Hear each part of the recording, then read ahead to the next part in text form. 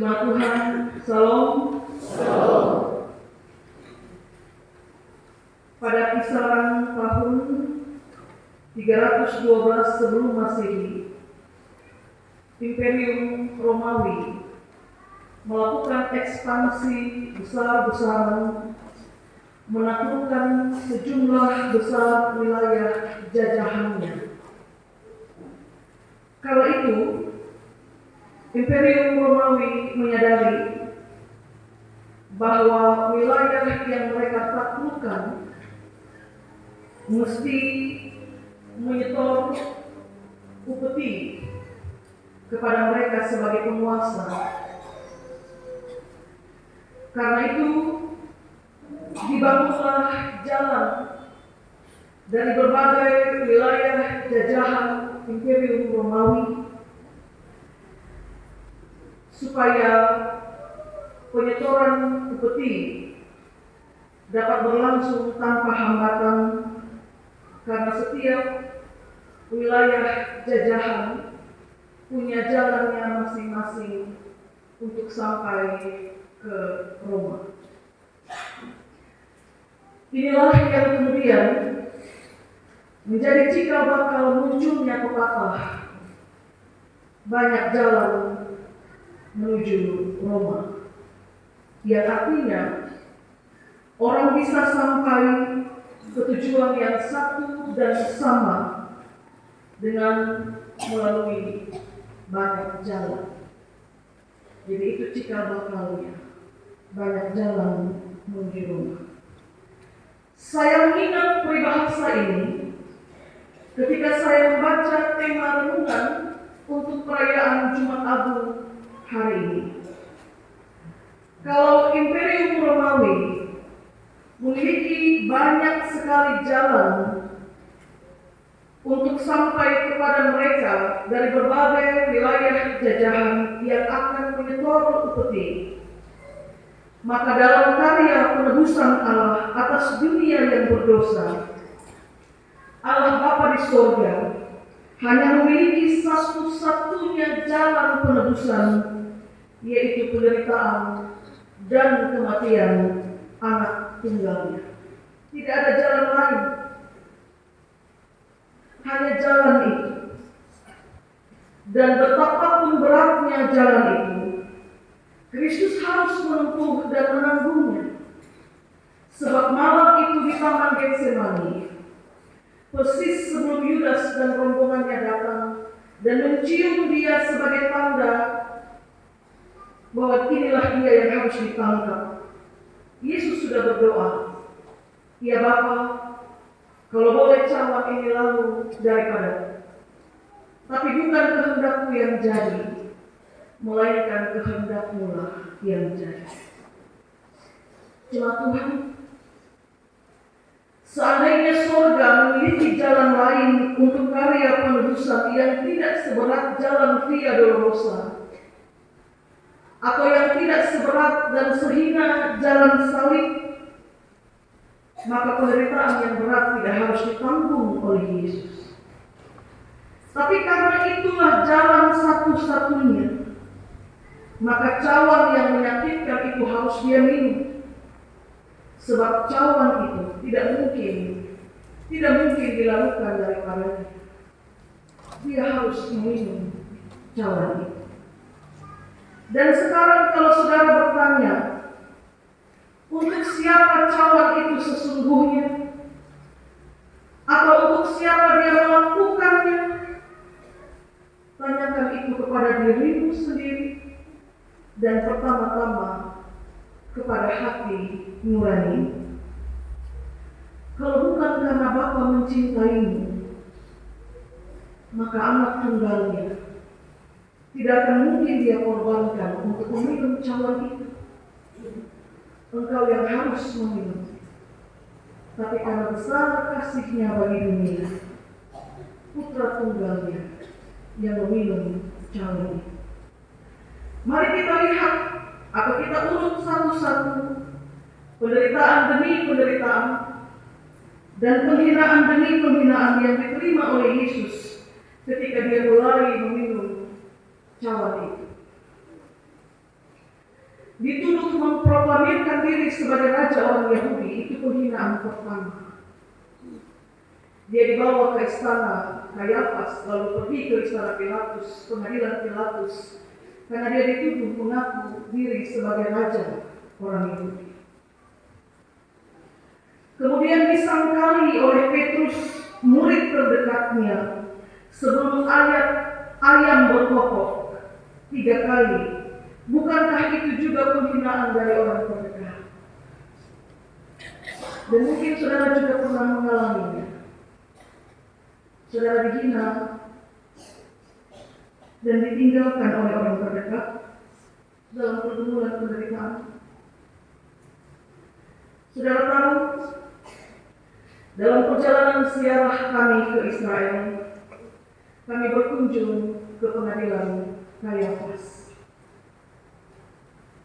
imam besar yang mengadili Yesus.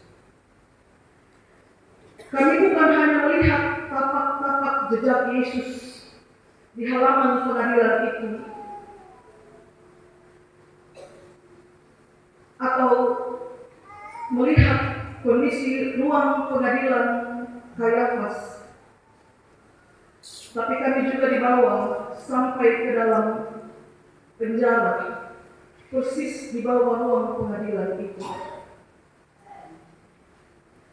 Dan penjara yang persis di bawah ruang pengadilan itu, dia punya beberapa ruang tempat menaruh orang-orang tahanan di situ.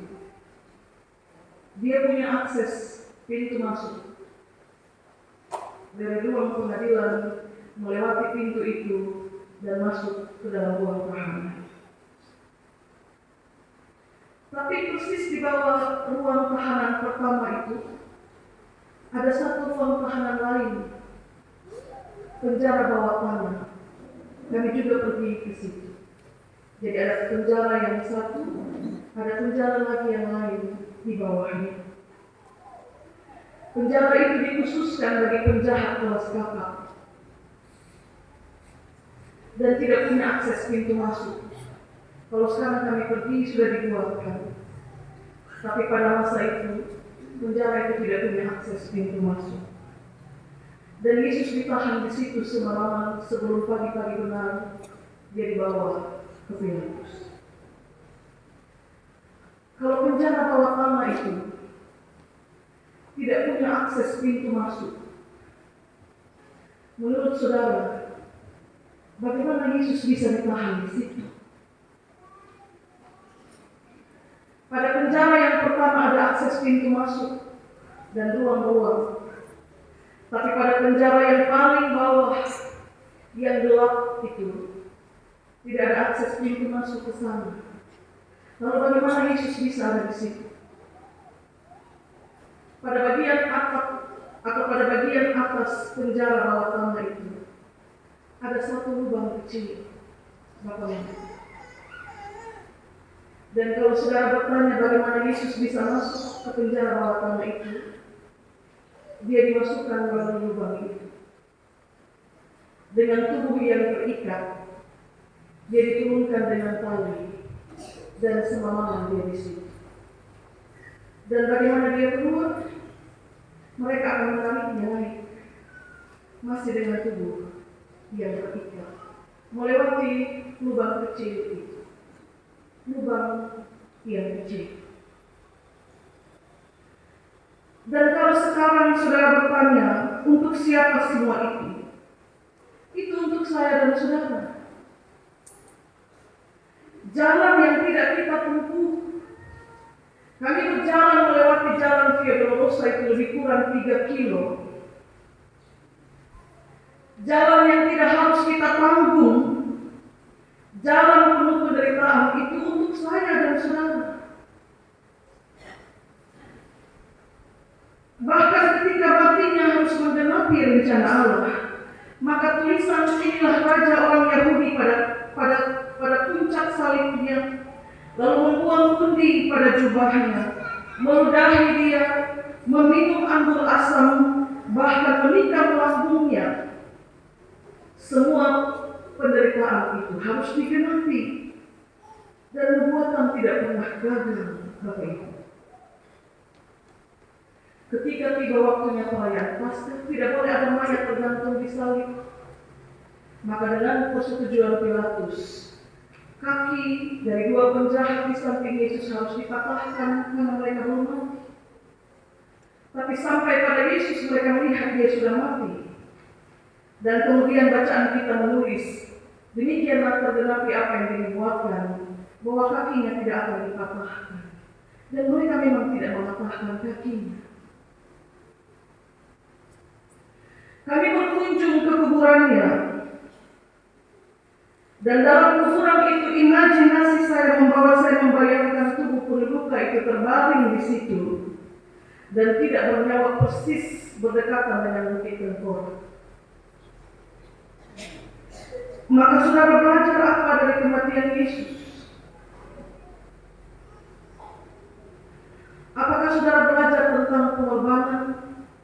Kalau saudara belajar tentang pengorbanan, apakah Anda juga berkorban dalam hidup keseharian seperti Yesus?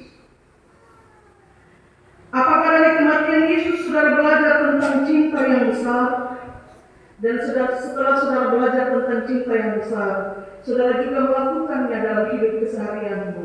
Punya cinta yang sangat besar, yang bahkan sanggup merelakan nyawa bagi sahabat-sahabatmu. Saudara belajar apa dari kematian Yesus? Kalau hidupmu sekarang sedang menyusul satu jalan penderitaan, dan hanya itu satu-satunya jalan yang bisa engkau tempuh untuk mendapatkan kelepasan, maka jalanilah, sebab surga hanya menyediakan jalan itu. Jangan menutup jalan penderitaanmu sekarang, sebab bisa jadi melalui jalan itu saudara sampai pada kelepasan. Siapa bilang Anda tidak sanggup?